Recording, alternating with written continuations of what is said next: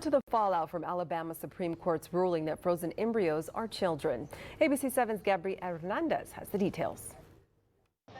IVF fertility treatments at Alabama's biggest hospital are now on hold after that unprecedented ruling by the state Supreme Court determined frozen embryos are children. The University of Alabama at Birmingham Health System said in a statement, "We must evaluate the potential that our patients and our physicians could be prosecuted criminally or face punitive damages for following the standard of care for IVF treatments." I never thought it would ever get to this point. Thousands of families like Rebecca Matthews in Alabama are caught off guard. After multiple miscarriages, they turn to IVF, freezing multiple embryos to maximize the likelihood of getting pregnant. Without IVF, we would not have our two children. Now, Matthews says they don't know what will happen to the remaining frozen embryos stored at another Alabama clinic. The thing that's scary for us is if we choose to discard our embryo, could we be charged with something?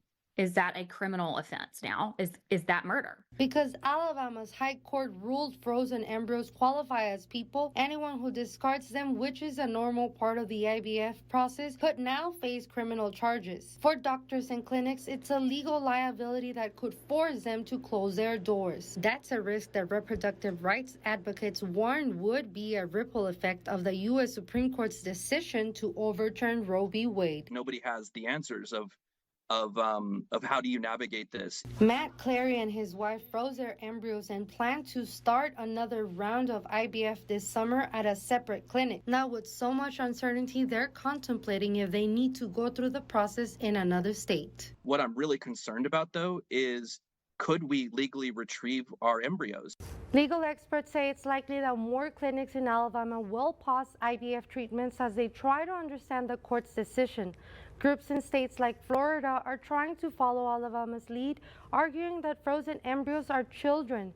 This case could make its way up to the Supreme Court, but it's not clear if the justices would take it up. I'm Gabby Hernandez, ABC 7.